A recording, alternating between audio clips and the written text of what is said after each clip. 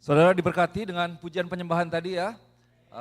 Puji Tuhan, kita mulai dengan satu lagu yang namanya Praise. Saya ingat ada satu lagu 10,000 Reasons to Praise ya. 10,000 reasons we can find reasons in our heart to praise God. There's always reasons to praise God. So, I want to continue with the theme that we've been learning, which is about singing, because singing has a power in it, and it's been part of our life, it's been part of our Christianity.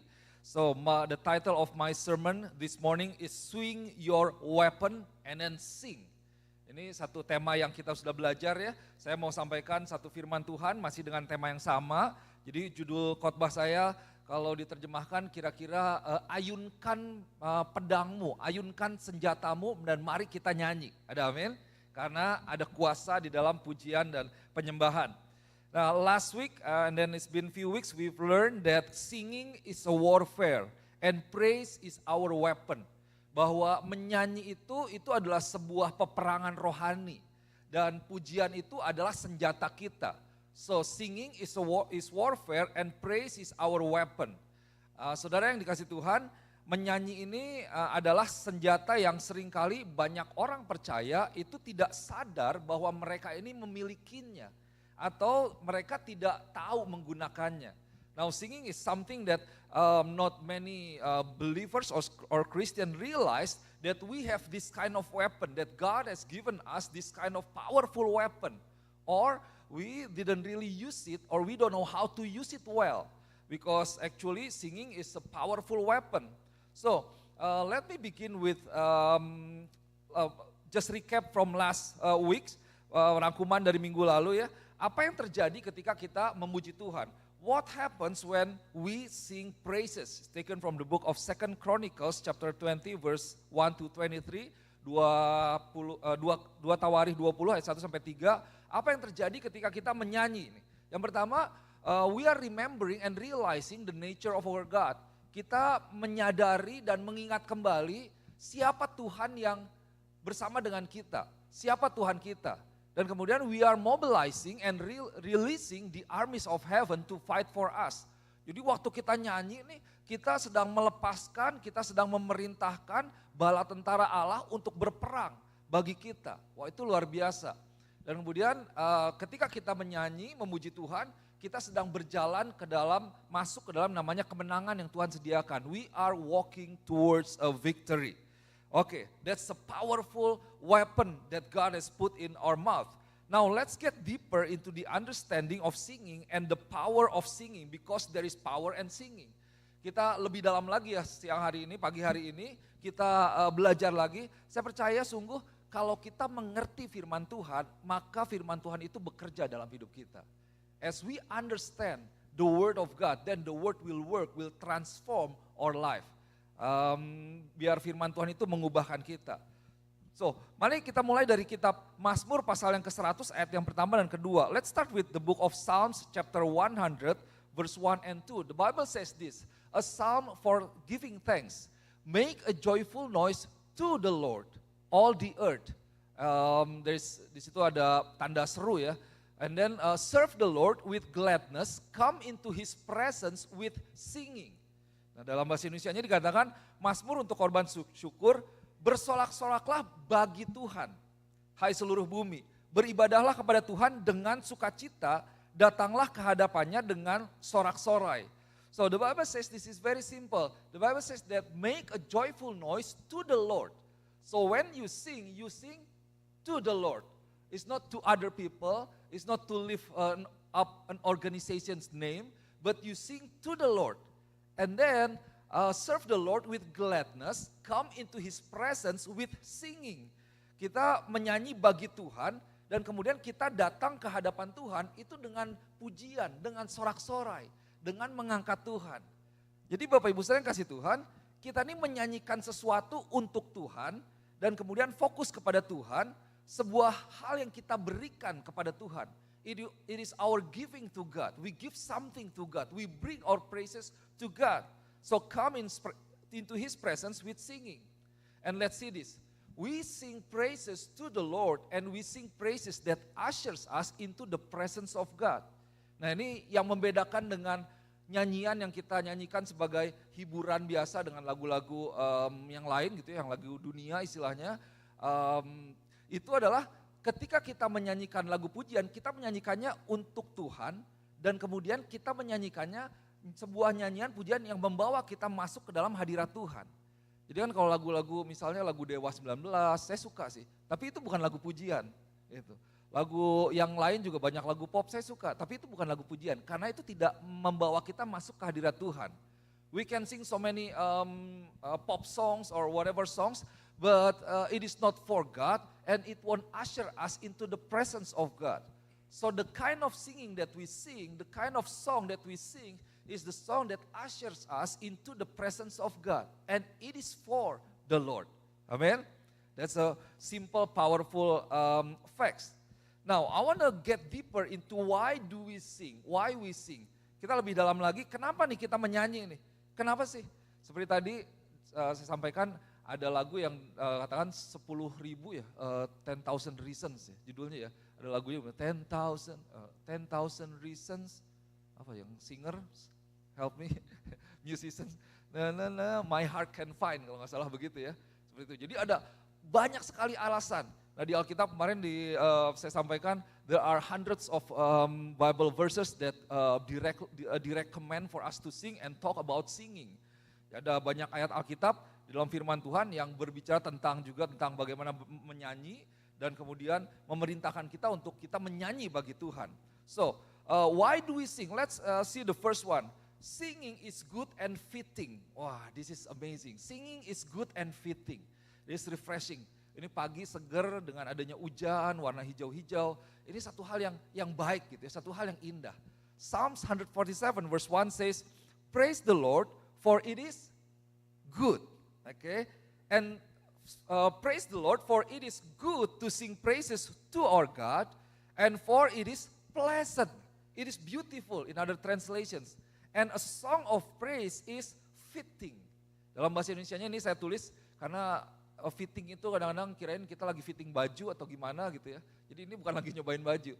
Firman Tuhan katakan haleluya, sesungguh bermazmur bagi Allah kita itu baik, bahkan indah, dan layaklah memuji-muji itu. Atau dengan kata lain tuh fitting itu istilahnya suatu hal yang indah, yang layak, yang pas, udah benar gitu. It is right. So fitting it means that it is right, it is beautiful, it is comely, it is just fitting. So it is good to sing praises to God, and a song of praise is fitting. Jadi Bapak Ibu Saudara yang kasih Tuhan, sekali lagi ketika kita belajar tentang kebenaran firman Tuhan mengenai bernyanyi ini kita bukan sedang menyanyikan satu lagu yang menjadi sekedar hiburan buat jiwa kita, tetapi menjadi sebuah pujian yang diarahkan kepada Tuhan dan membawa kita untuk masuk ke dalam hadirat Tuhan dan memuji Tuhan. Itu adalah satu hal yang benar, satu hal yang layak, karena Tuhan kita layak untuk dipuji. Selain juga dikatakan bahwa menyanyi, memuji Tuhan itu adalah baik, bahkan indah sekali. So singing praises to God is something good, it is something beautiful, and then it is fitting. Oh, so that's amazing. So the first one, the simple one that we want to learn, that singing is good and fitting. Yang pertama, menyanyi itu adalah satu hal yang baik, yang indah, dan layak untuk kita berikan kepada Tuhan. Kalau kita ada satu hal yang baik kan kita pasti kejar ya, kita pengen ya. We are chasing for something that's good, something that's better, something that's beneficial, something that can make our someone that we love happy. Orang kalau ulang tahun kita coba berikan hadiah berharap kita carinya juga yang spesial gitu. Kenapa? Karena kita memberikan yang terbaik biar orangnya senang. Dan ternyata pujian itu menyenangkan hati Tuhan. As we sing praises, it will bring glory to God and make God's heart is like happy, joy. So we sing praises to God because praise is pleasant and a song of praises is fitting. Okay. Number 2, the second one. Now let's get deeper. Singing weakens pride. Pujian itu dia melemahkan atau mengurangi, menghilangkan yang namanya kesombongan. Saudara yang kasih Tuhan, di dalam kehidupan ada beberapa hal yang harus diwaspadai. Salah satu hal yang utama yang harus kita waspadai itu adalah yang namanya kesombongan. Kenapa? Karena kesombongan itu adalah akar dari kejatuhan. Kesombongan itu adalah akar dari yang namanya kehancuran di dalam hidup. We need to be aware with this one thing in life that called pride. Because pride is the source, is the root of a tree of sin. It can destroy your life, it can destroy your relationship, it can destroy so many things. And the book of Isaiah chapter 14 verse 13 to 14, ini dalam Yesaya 14, 13, 14 dikatakan seperti ini. I will read the English version first. You said in your heart that I will ascend to the heavens. I will raise my throne above the stars of God. I will sit enthroned on the mount of assembly on the utmost height of Mount Zaphon. I will ascend above the tops of the clouds. I will make myself like the Most High. Engkau yang tadinya berkata dalam hatimu, aku hendak naik ke langit, aku hendak mendirikan tahtaku mengatasi bintang-bintang Allah, aku hendak duduk di atas bukit pertemuan, jauh di sebelah utara, aku hendak mengatasi ketinggian awan-awan, hendak menyamai yang maha tinggi. Nah saudara lihat, iblis itu kan dulunya malaikat ya, dan dia bersama-sama dengan Tuhan di surga. Tapi suatu saat dia berpikir bahwa aku hendak naik. Aku mau memiliki sebuah posisi yang sama dengan Tuhan. Jadi iblis dia jatuh ke dalam dosa ketika ia berusaha untuk meninggikan dirinya lebih dari Tuhan. Dia mau istilahnya secara posisi sama dengan Tuhan, tapi pada akhirnya dia mau mengatasi Tuhan sebenarnya.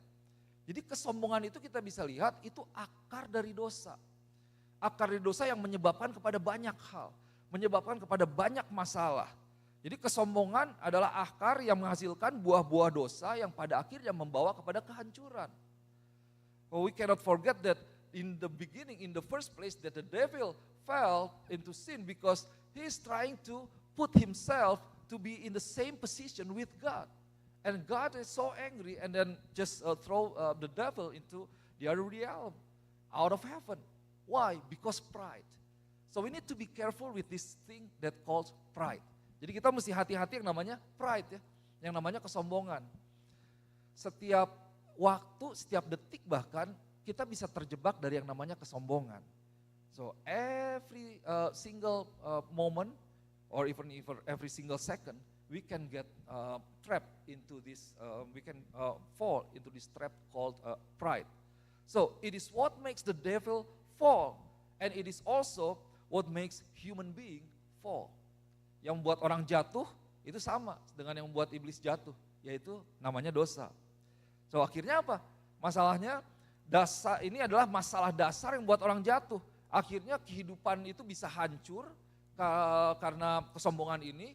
Kehidupan keuangan bisa hancur, hubungan dengan orang lain bisa hancur, gitu ya, hubungan yang lain bisa hancur. Kenapa? Karena mau mencoba untuk memposisikan diri kayaknya lebih dari orang lain.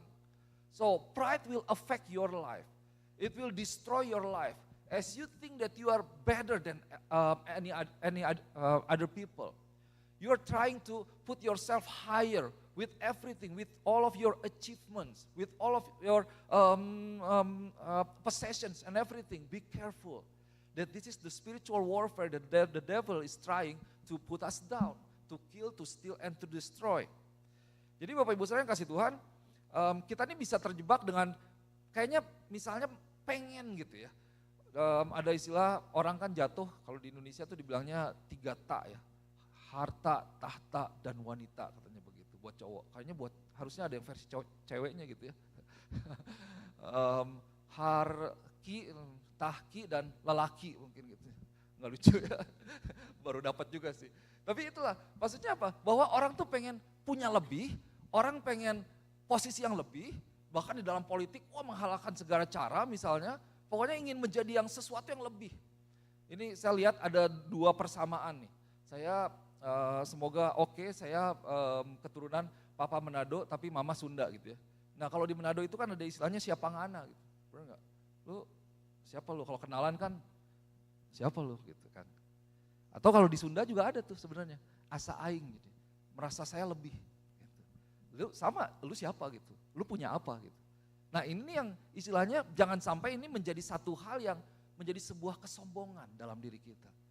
Kalau orang yang sombongan kelihatan dari matanya aja gini, ngelihatnya tuh gini. Kan gitu, kelihatan ya. Nggak usah ngomong bahasa tubuhnya udah kelihatan.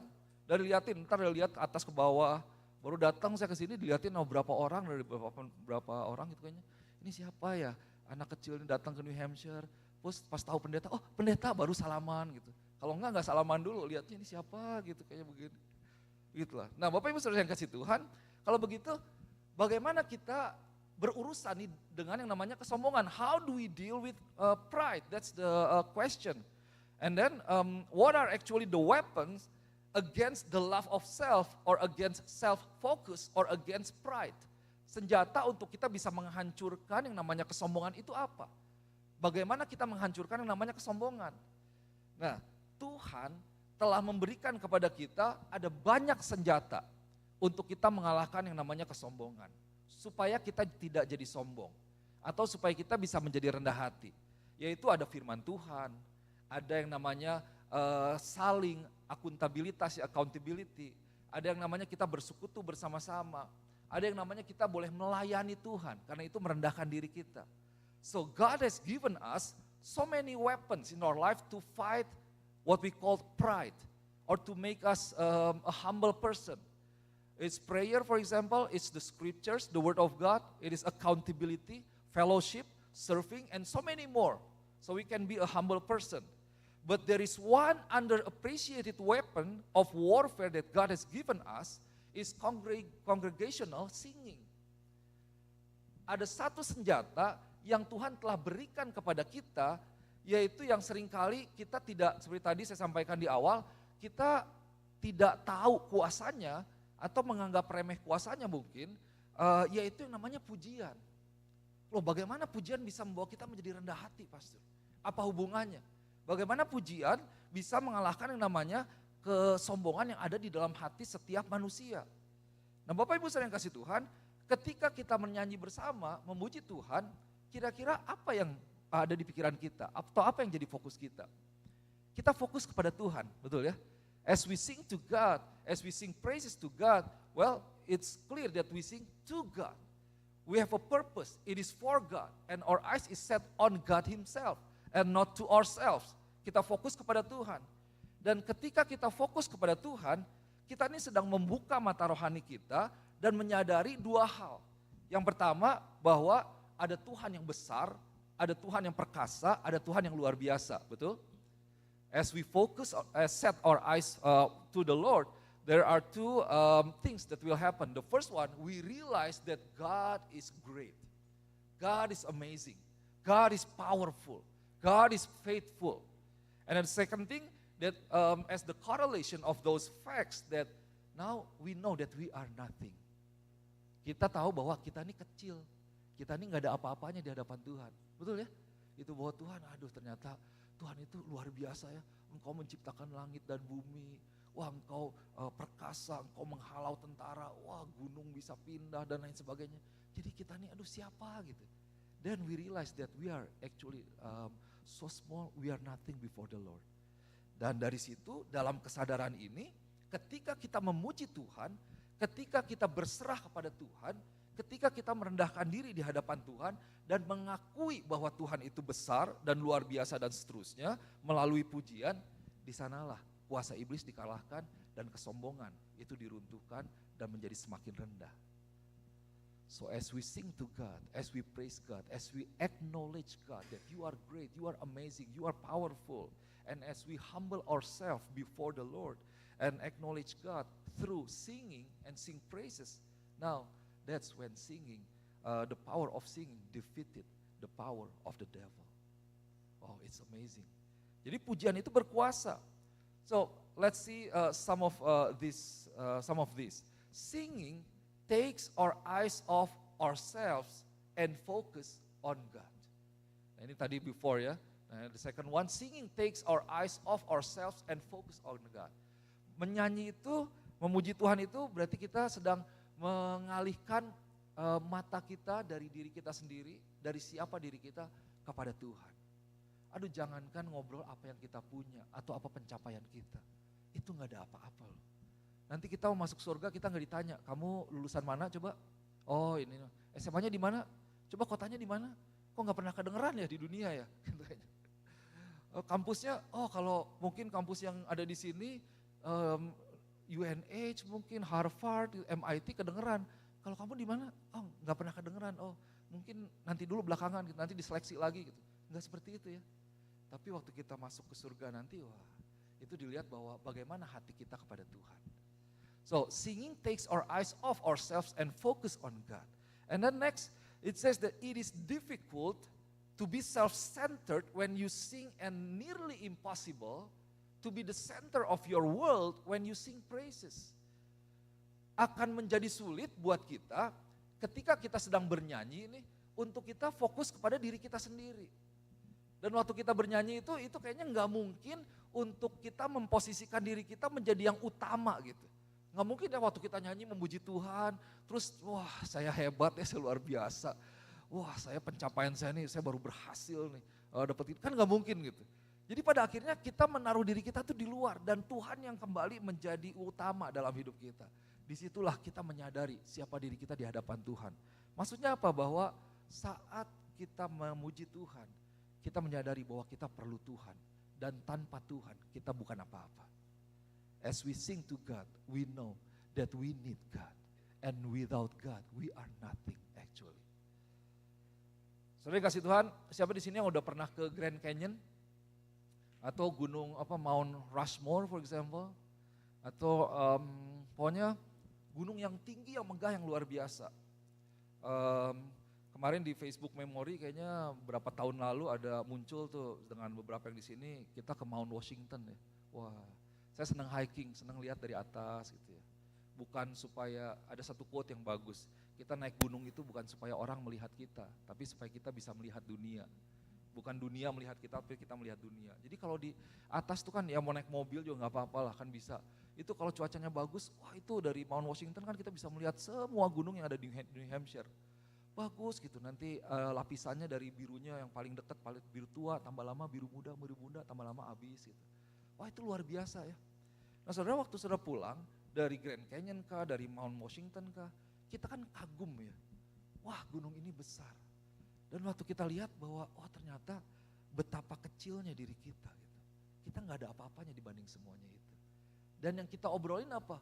Weh bagus loh, mesti kesana loh. Keren banget pemandangannya. Wah pokoknya bagus sekali. Kita mengagumi bahwa ada satu hal yang besar, yang magnificent gitu ya, yang luar biasa. So again, when you go and see Mount Washington, Mount Rushmore, Grand Canyon, you will be amazed, you will be in awe, kagum gitu. Wah it's so great, and then you know that you are nothing compared to those mountains. And then after you got back, you will share to the people, oh you have to go here, you have to go there. It is amazing, the view is amazing. Oh it's so bright, it's so wide. Istri saya bilang, dan saya juga suka cerita kalau dilihat di sini dibanding di Indonesia, kenapa ya? Di sini tuh kayaknya dunianya luas gitu ya, awannya luas gitu. Nggak tahu di Indonesia banyak pohon atau gimana gitu. Tapi kayaknya awannya lebih besar gitu, kayaknya lebih jauh cakrawalanya gitu. Nggak tahu cakrawala apa, horizon, bukan horizon ya.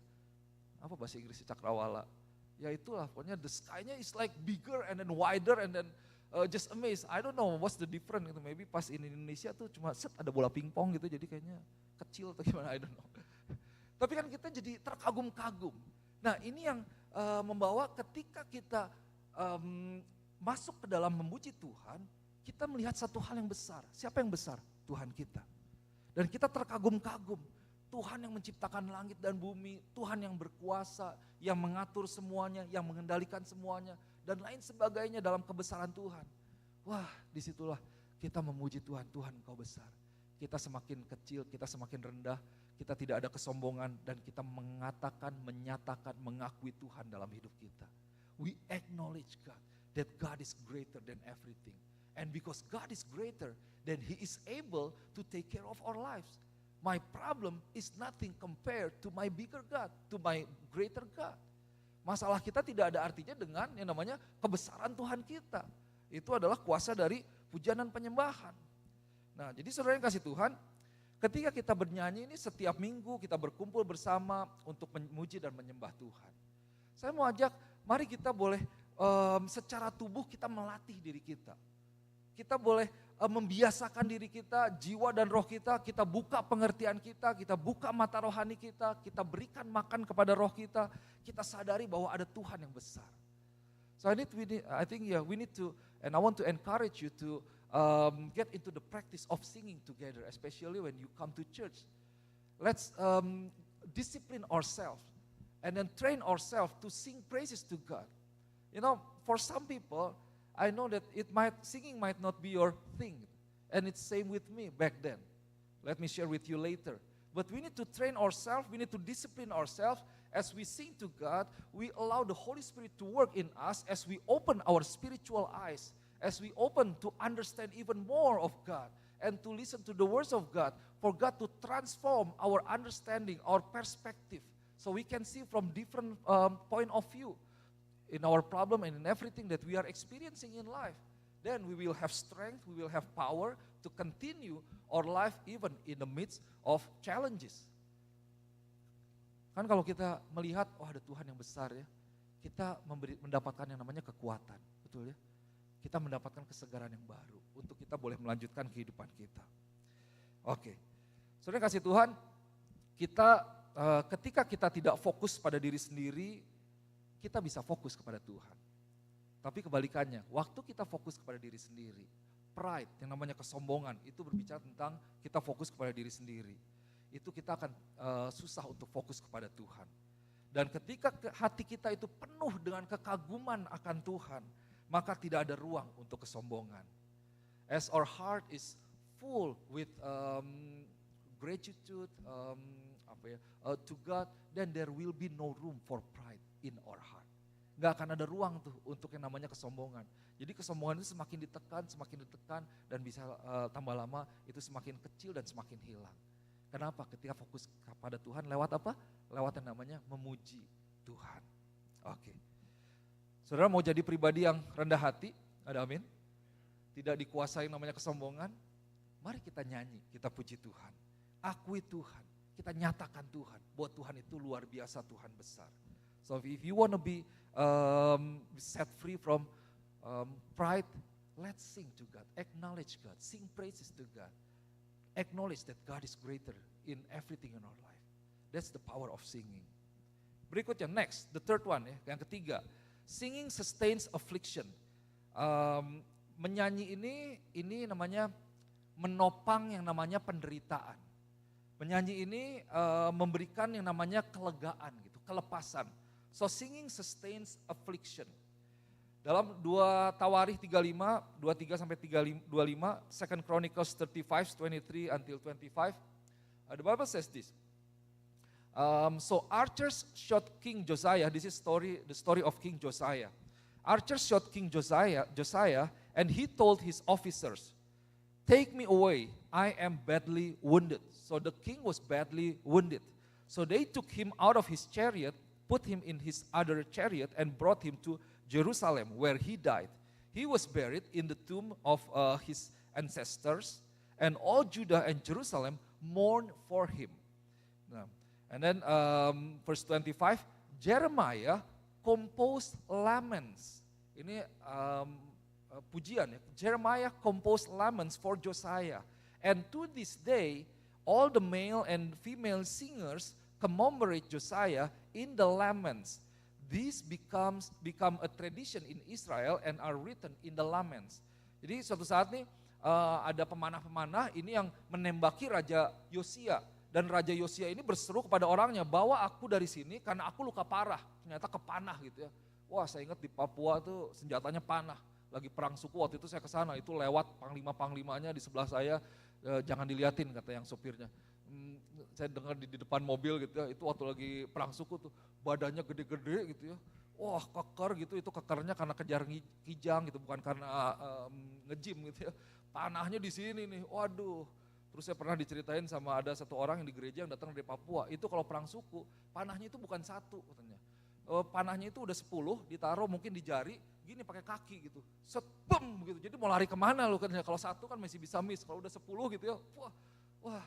Nah ini Raja Yosia kena panah nih, wah kebayang ya, Panah kan kayak kail ya, nyabut kail dari ikan aja kan pasti luka. Itu waduh nggak bisa dicabut, mungkin kadang perlu ditembusin.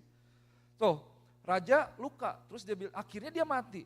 Orang-orangnya ayat 24 mengangkatnya dari keretanya, lalu mengangkutnya dengan kereta cadangannya, lalu membawa ke Yerusalem. Kemudian matilah ia.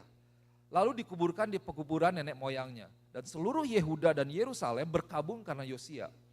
Dan Yeremia membuat suatu syair ratapan mengenai Yosia. Nah ini ayat kuncinya. Yeremia membuat suatu syair ratapan mengenai Yosia. Tadi dikatakan Jeremiah compose laments for Josiah. Dan sampai sekarang ini semua penyanyi laki-laki dan penyanyi perempuan menyanyikan syair-syair ratapan mengenai Yosia. Dan mereka menjadikan itu suatu kebiasaan di Israel. Semuanya itu tertulis dalam syair-syair ratapan. Berarti ini harusnya ada nih. Kalau yang udah pernah ke sana atau mau ke sana nanti suatu saat kita bisa tanya, kita bisa cari ya. Dan saudara kasih Tuhan, apa yang saudara kita bisa pelajari dari sini? Bahwa di sini kita lihat bahwa ada sebuah lagu ratapan yang lahir, yang ditulis di dalam sebuah momen kesedihan, betul ya? Menjadi ekspresi dari kedukaan. Jadi ketika raja mati, kemudian Yeremia dia menulis syair kedukaan itu. Jeremiah, it says compose laments for Josiah. Yeremia membuat suatu syair ratapan mengenai Yosia. Nah judulnya ini, poin ini adalah Singing Sustains Affliction. Bernyanyi itu, memuji Tuhan itu, ini menopang yang namanya penderitaan, memberikan kelegaan.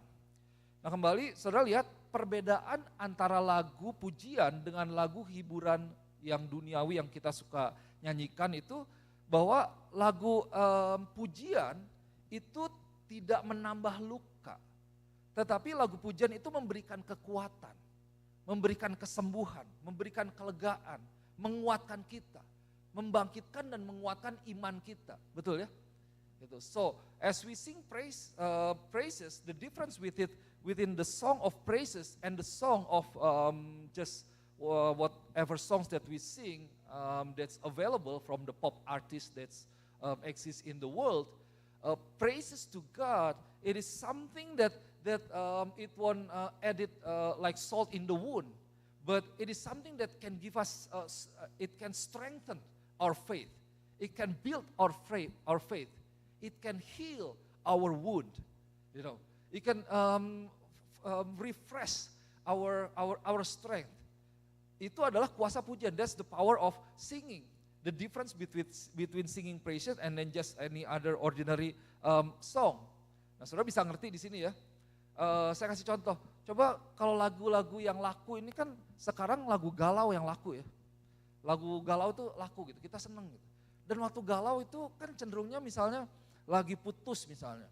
Wah terus nyanyi lagu galau, aduh aku ditinggalkan, aku gimana. Tambah sedih gak? Tambah sedih, tapi orang seneng loh. Benar kita seneng gitu. Jadi tanpa sadar kadang-kadang kita bukan menghibur tapi menambah, aduh nanti tambah nangis, aduh wah ini orang bilang lagunya mengandung bawang ini. Jadi kalau nyanyi lagu ini kayak lagi motong bawang gitu, udah sedikit-sedikit keluar air mata. Jadi bukan menguatkan, tapi membawa kita tambah sedih. Dan bahkan kalau kita nggak hati-hati, wah itu bisa jadi membawa ke malah hal yang negatif loh. Saudara saya mau ajak, kemarin kita beberapa di sini nonton film Inside Out. Itu ada namanya emosi dalam jiwa manusia ya. Emosi itu bisa mengendalikan kita. Hati-hati, jangan sampai emosi mengendalikan kita. Orang bisa sampai mengakhiri hidupnya kenapa? Karena dia dikuasai bahwa aduh tidak ada pengharapan, saya terlalu begini. Kenapa? Dan lagu seringkali menjadi inspirasi. So be careful with the song that you sing because the lyric has a power. It's the same thing. It can penetrate deep into your soul and even into your spirit. So that's why when we sing praises to God, it has power. Singing has a power.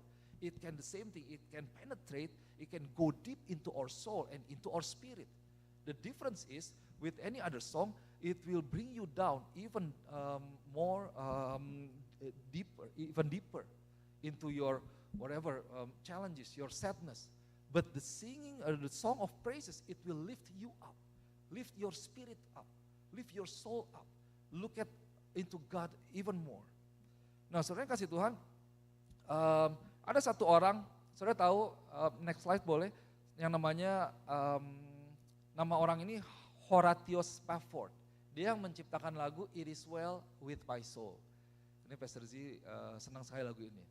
It is well with my soul. Ini himne ya. Itu di sini dibilang ini, when peace like a river attended my way. Jadi ketika damai itu tiba-tiba menghadang aku gitu di dalam perjalananku. Jadi lagi susah tiba-tiba ada damai. Kemudian when sorrows like sea billows roll. Bahasa Inggrisnya susah, saya juga pakai Google Translation. Jadi ketika ombak itu seperti bergulung-gulung. Wah, saya pernah lagi coba surfing ke gulung ombak tuh, mati nih, saya bilang, wah udah ketenggelam, tapi puji Tuhan. Nah kalau lagi masalah kan seperti itu ya, kayaknya aduh ini, wah udah kebalik-balik gitu. When sorrows like sea below rolls, whatever my lot, thou has taught me to know. Apapun yang aku hadapi, ini mengajarkan aku, gitu. Membawa aku, bahwa it is well with my soul. Nah ternyata ini memiliki satu sejarah atau yang menarik. Kenapa lagu ini lahir? So this is a very famous song, very famous hymn, but there is a story behind this song. Now before we learn that Jeremiah composed lament for Josiah. When Josiah got killed, then it was born a song, a lament song. Jadi ketika Yosia mati, kemudian Yeremia menulis lagu, syair. Lagu yang lahir dari kedukaan. Nah ini sama, ternyata si Horatius Spafford ini pada tahun 1873 mereka mau liburan keluarga, tapi dia ada bisnis, dia tidak bisa ikut. Akhirnya istrinya dengan anak-anaknya 4 itu yang berlayar, gitu ya, berlayar untuk liburan. Dia ada bisnis. Ternyata di tengah-tengah laut kapalnya ditabrak. Kemudian istrinya survive, 4 anaknya meninggal. Saudara bisa bayangkan. Ketika istrinya sampai di tempat tujuan diselamatkan, istrinya kirim telegram ke dia. Bahwa anak kita mati 4 orang. Saudara bisa bayangkan gak? Wah betapa menyesalnya kali ya. Sebagai bapak kenapa saya gak ada di sana, kenapa saya gak ikut. Atau waduh ini 4 anak. Dan kemudian disitulah lahir lagu ini. So the story was, they want to go for family vacation, but Horatio cannot go because of a business plan, business arrangement. And then his wife with his 4 children went on board on the sea.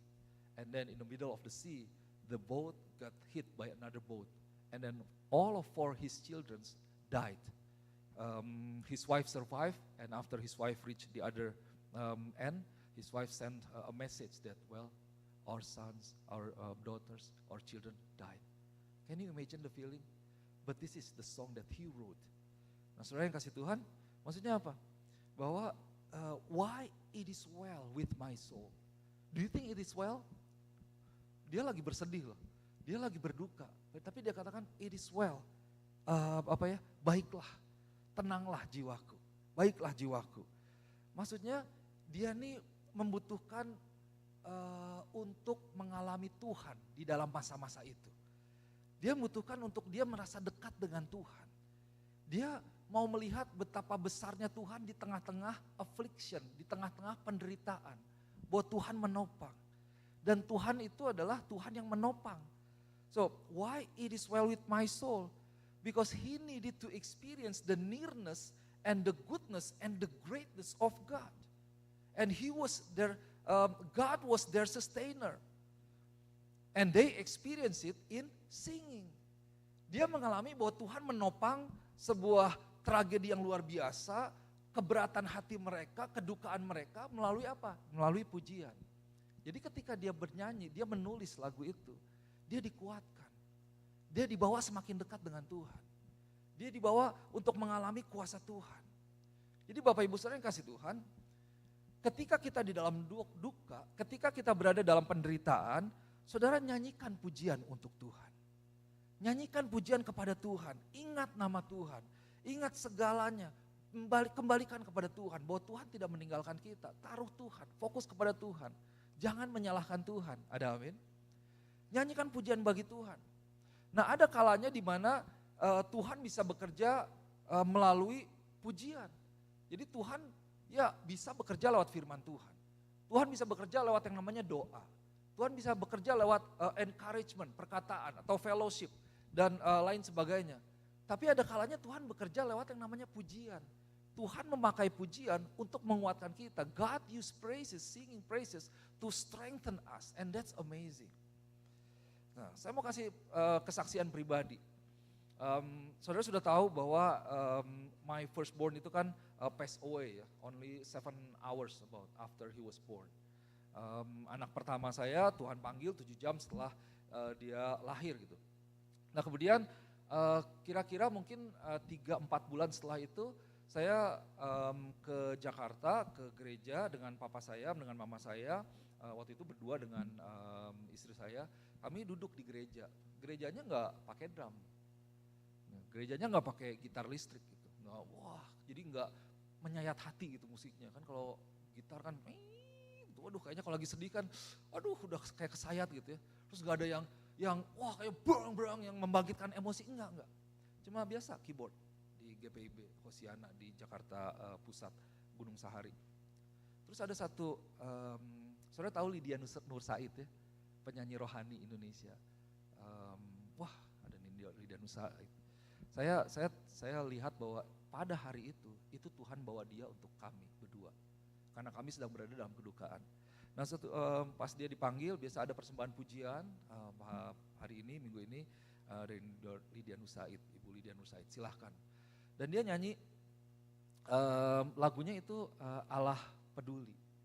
Saudara tahu ya, saya bacakan ya. Atau kita nyanyikan cepat aja misalnya. Kan lagunya bilang begini, banyak perkara yang tak dapat ku mengerti. Saudara perlu dengar lirik ini. Mengapakah harus terjadi di dalam kehidupan ini? Satu perkara yang ku simpan dalam hati, tiada satu pun yang terjadi tanpa Allah peduli. Kemudian apa? Yuk come on help me. Allah mengerti, Allah peduli segala persoalan yang kita hadapi, tak akan pernah dibiarkannya ku bergumul sendiri sebab Allah mengerti. Wah, jadi ketika dia nyanyi ya, saya lagi biasa aja gitu. Firman Tuhan berkuasa, doa berkuasa, tapi pada waktu itu pujian yang menyentuh saya. Jadi di dalam bahasa Ibrani ada satu kata, yaitu paga, P-A-G-A. Paga itu apa? Itu adalah intervensi Tuhan. Artinya kita ketemu Tuhan, pernyataan Tuhan secara tiba-tiba, an encounter with God. There's a Hebrew word, paga. It is an encounter with God, that we meet God. Suddenly God reveal himself in his goodness, dalam kebaikannya. Jadi Tuhan tuh berbicara lewat lagu ini. Jadi ketika saya duduk, muji Tuhan, saya ikut nyanyi pelan-pelan kan gitu ya. Tiba-tiba Tuhan tuh berbicara kepada saya secara pribadi. Hey, kamu lihat, wow, banyak perkara yang kamu gak ngerti. Dan memang pada waktu itu big question mark di dalam hati saya. Kenapa Tuhan? Kenapa bisa begini? Kenapa saya tidak melakukan ini? Harusnya saya begini dan sebagainya. Aduh, saya begitu bodoh begini, banyak pertanyaan. Mengapa begini? Gitu. Banyak perkara yang tidak aku mengerti. Sampai sekarang mungkin gak mengerti kenapa. Tapi suatu saat saya mengerti ketika saya ketemu pencipta saya. Tapi Tuhan katakan bahwa Allah peduli, Allah mengerti. Wah ternyata buat saya pribadi, wah saya gak ngerti, istri saya gak ngerti. Kami tidak bisa memberikan penjelasan kepada masing-masing. Tapi Tuhan mengerti. Tuhan tuh kayak lagi nepuk diri saya, peluk diri saya. Hei, aku mengerti loh. Dan aku peduli. Aku tahu kesedihanmu. Aku tahu penderitaanmu. Aku ada bersamamu. Aku yang akan menopang kamu dalam penderitaan ini. Wah saya senguk-senguk, saya nangis-nangis. Saya berusaha untuk tidak nangis di depan orang banyak ya. Karena suasananya kan senyap gitu ya. Ini kenapa tiba-tiba orang nangis berdua.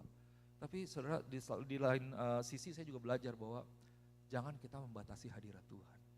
Hadirat Tuhan itu bisa bekerja di mana aja. Kalau kita membuka hati. Gak harus ada drum, gak harus ada gitar yang lain dan lain sebagainya. Dalam kesederhanaan mungkin Tuhan bisa bekerja. Dan disitulah singing sustains affliction. ketika kita dalam penderitaan, saudara perlu mengerti bahwa itu adalah warfare, peperangan rohani. Jadi waktu kita dalam keadaan yang down, kita dalam keadaan yang sedih, itu adalah kondisi di mana kita ini sedang riskan atau fragile gitu, kayak gampang pecah gitu. Kalau kita masuk dalam perangkap iblis, bahwa oh ya tuh lihat Tuhan kan jahat, Tuhan kan tidak pedulikan kamu. Gitu. Kenapa Tuhan izinkan kamu mengalami hal ini setelah apa yang kamu berikan kepada Tuhan? Wah, kita bisa jatuh dalam banyak hal. Tapi waktu kita lihat kembali kepada Tuhan, dan saya tahu bahwa Tuhan saya peduli. Saya tidak mau pemikiran saya sebagai manusia membatasi kebesaran Tuhan. Ada amin. Jangan sampai kita menganalisa Tuhan untuk Tuhan bisa masuk dalam analisa kita. Tidak, mungkin kita nggak mengerti, tapi kita percaya. Karena iman adalah percaya meskipun kita tidak mengerti. Iman adalah berserah kepada Tuhan. So church, singing is a powerful weapon in the midst of affliction. And the right decision that we can take is to go back to God. To surrender to God. To remember God again. And the presence of God. Get into the presence of God with singing. Because singing can reach deep into our soul and into our spirit. Pujian itu bisa masuk jauh ke dalam jiwa dan roh kita. Membangkitkan iman kita, menguatkan iman kita. So if you are experiencing affliction, anxiety, stress, depression, whatever it is, now this is the time for you to sing unto the Lord. Sing praises to God. Because again, singing is a warfare and praise is our weapon. Pujian itu adalah senjata kita. Dan menyanyikan pujian itu adalah kita sedang mengayunkan senjata kita di dalam peperangan rohani. Ada amin? So yang keempat terakhir, cepat aja. We sing truth about God. Now it's become clear and more clear. We sing truth about God. Waktu kita menyanyi, kita bukan menyanyi hanya sekedar lirik, tapi kita menyanyikan firman Tuhan yang luar biasa. So Psalms 119 verse 172. May my tongue sing of your word, for all your commands are righteous. Biarlah lidahku menyanyikan janjimu, menyanyikan firman Tuhan. Sebab segala perintahmu itu benar. Wow, this is powerful. May my tongue sing of your word, for all your commands are righteous. So when we sing praises to God, all of the song that was written, it comes from the inspiration of the Holy Spirit himself. Yes, it is written by a human being, but it is inspired by the Holy Spirit. And the content is the words of God. That's why, that's the difference with any other song that we can find from earthly artists. Jadi saudara, ya pujian itu yang kita nyanyikan, itu mengandung firman Tuhan. Ada nilai-nilai firman Tuhan. Beda dengan lagu-lagu yang lainnya. Maka dari itu, ketika kita menyanyikan pujian, yang dimana di dalamnya adalah firman Tuhan, disitulah kuasa itu boleh jadi. So ketika kita bernyanyi, kita menyanyikan firman Tuhan, dan saudara tahu apa yang firman Tuhan katakan tentang yang namanya, yang Alkitab katakan tentang firman Tuhan, Efesus 6 katakan firman Tuhan itu adalah pedang roh, bagian dari persenjataan kita. Okay, if you remember in Ephesians chapter 6, the word of God is the sword, it is part of the armor of God that God has given us. Jadi bagian dari senjata yaitu pedang roh, yaitu firman Allah. So waktu kita sedang bernyanyi, kita sedang mengayunkan pedang roh itu, pedang firman Tuhan, kebenaran firman Tuhan. Kita menggunakan kebenaran firman Tuhan yang mengalahkan iblis. So kita boleh ayunkan pedang kita dan kita bernyanyi untuk Tuhan.